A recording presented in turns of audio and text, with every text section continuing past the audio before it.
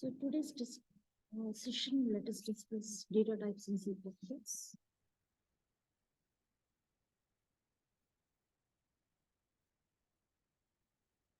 So a data type. To understand any programming languages, we need to first understand the elementary concepts which forms the building block of that program. So the basic building blocks include the variables, data types, etc. So C++ provides a set of data types to handle the data that is used by the program. So here, the variable, how can we define a variable? It's an object or an element, and it is allowed to change during the execution of the program. So variable represents the name of the memory location. How do you declare a variable? The syntax for declaring a variable is data type followed by variable name. So the variable name is an identifier. These variables are used to denote constants, arrays, function, structures, classes, and files. The variables are named storage location whose values can be manipulated during program run.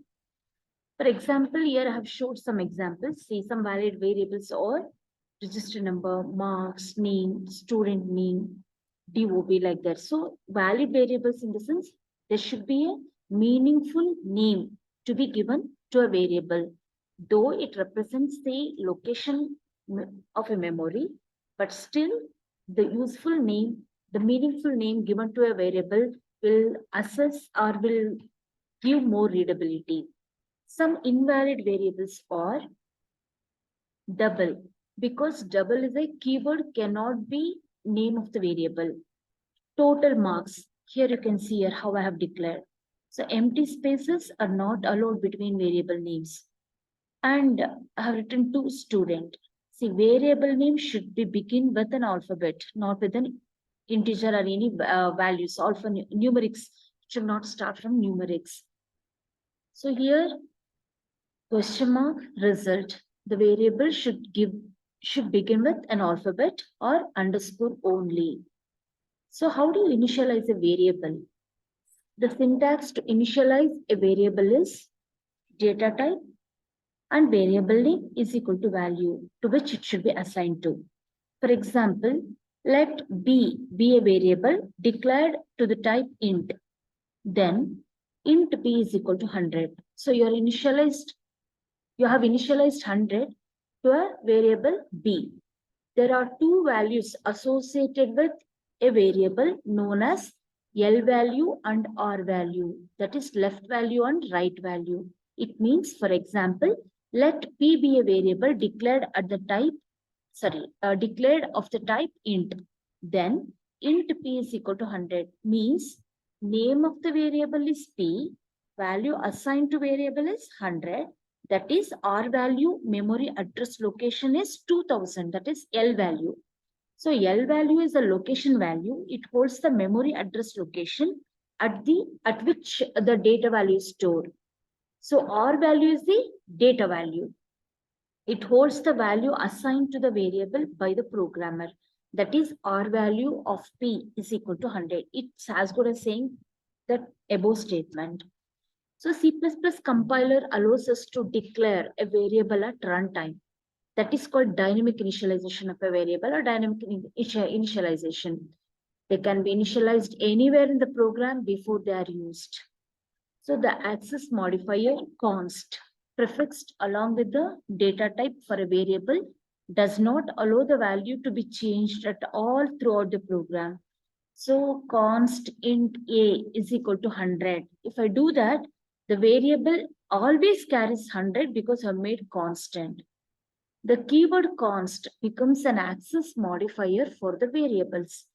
So a value can be assigned to L value only in an expression, and value can be assigned to a variable using the assignment operator is equal to. The expression to the left of an assignment operator should always be an L value, that is memory location, because that memory location should be available to store the R value. That is very important to remember. So constant identifiers can appear to the right of the assignment operator only since are not L values. So coming to data types can be defined as a set of values which can be stored in a variable along with the operations that can be performed on those values. So the main aim of C++ program is to manipulate data. C++ defines several types of data and each type has unique characteristics. So C++ data types can be classified as fundamental data type. They are also called as built-in data type, derived data type, and user-defined data types.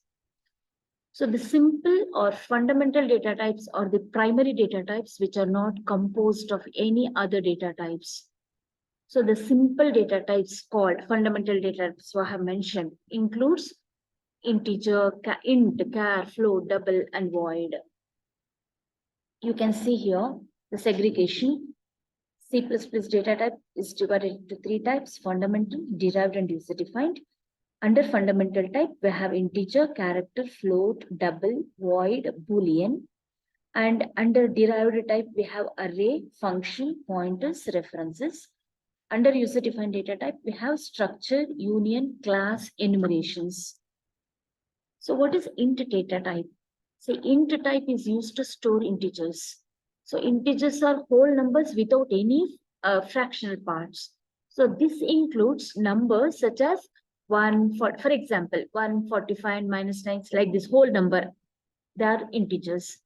So 5.2 is not an integer because it contains a decimal point that is 0.2. The integer can be positive or negative values, and the ranges of number you can store or from, this is the range, minus 32, 327862, 32767. You can store the integer numbers. An integer is allocated 2 bytes, that is 16 bits of memory space. And also it depends on compiler, of course. The possible operations include addition, subtraction, multiplication, division, and remainder, so on. So the general form of an integer declaration is int variable name. If I write int a, comma b is equal to 5. See, both the variables a and b of type integer, but b is assigned with 5, but a doesn't have any value. Like this. This is how you can declare. You can declare a integer variable. Next comes char type. It is character data type to store any character from the basic character set. So characters are enclosed in a single quotation marks like this. This is for single quotation. Within a character should be always enclosed within this. They are called as character constants. When a variable of type char is declared, the compiler converts character to its equivalent ASCII code. A character is allocated only 1 byte of memory space. 1 byte means 8 bits.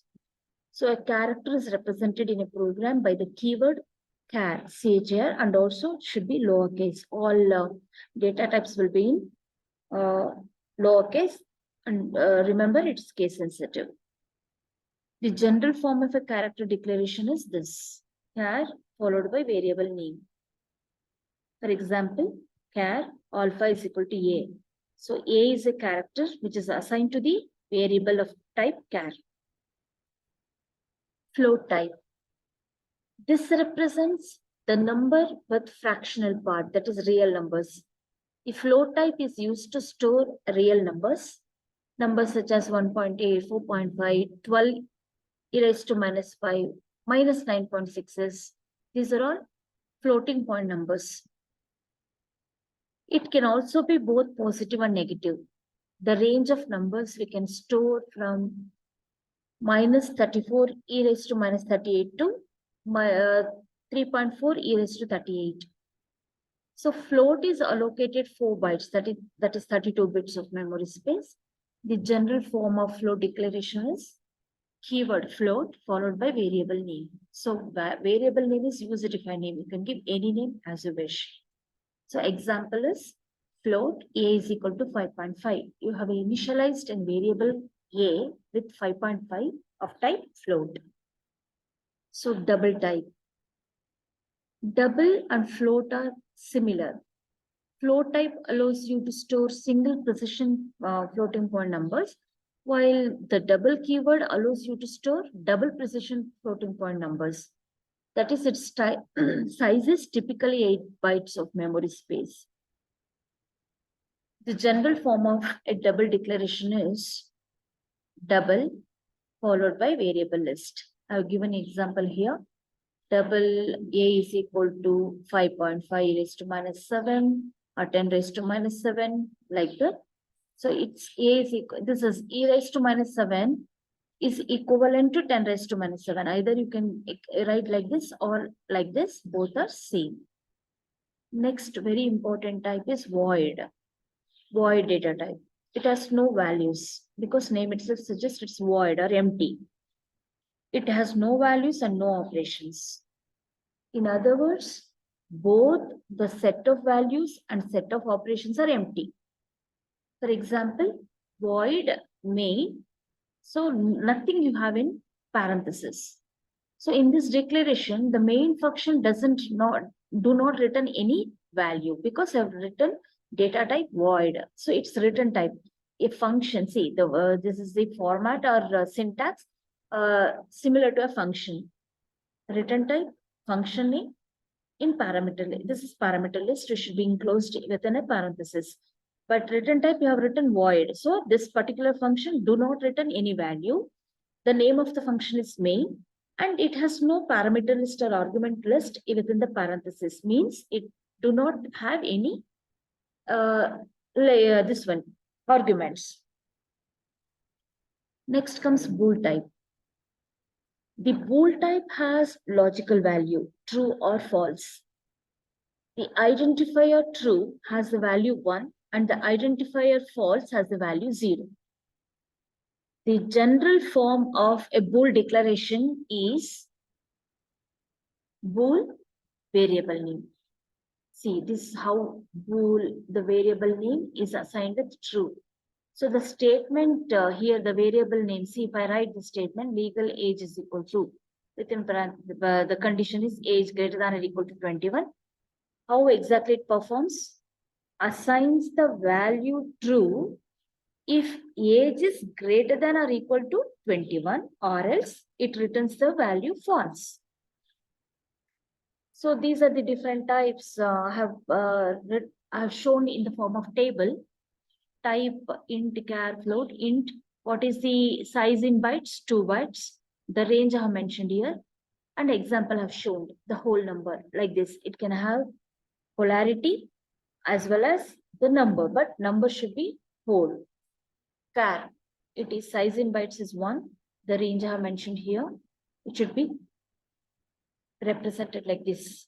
The char data types, char variable should be declared like this. Float, size in bytes is 4. Range is what I have mentioned here. And the example is I have shown here. Even for the double, the size in bytes is 8. Range is this much. This is the example for double. Means it's a long value. So let us come to derived data types. These data types are constructed using simple or fundamental data types. This includes arrays, functions, pointers, and references. User-defined data types. These data types are also constructed using simple or fundamental data types. Some user-defined data types include structure, union, class, and enumerator. So enumerated data type, an enumeration is a user-defined type consisting of a set of named constants called enumerators. Enum is a keyword that assigns values 0, 1, 2 automatically.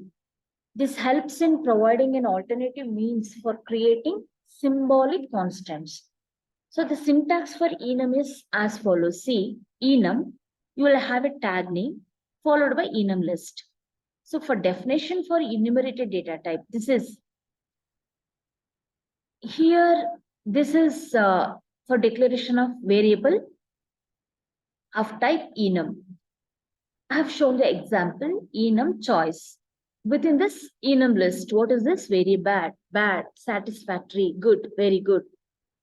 So you are declaring, you are creating an object of type choice because choice, my choice. So here, example 2, let us come to another example. Enum, this is user-defined name with the enum list, alpha, beta, gamma, enum list. Here, alpha takes the value 0, beta takes 1, gamma takes value 2. You can declare a type of this enum, okay? Other example, enum foot size. You can also initialize like this. Enum values can be initialized. Small is equal to 5, medium is equal to 7, large is equal to 10. Like this, different values can be assigned to the enum list. So enum type conversion rules. This is very important to remember. These rules apply to C++ only. There is an implicit conversion from any enum type to int. Suppose this type exists. Like this, enum, my enum type, alpha, beta, gamma. Then the following lines are legal. Int I is equal to beta, give I value of 1. Next, if I write int j is equal to 3 plus gamma, then value of j gives j a value of 5.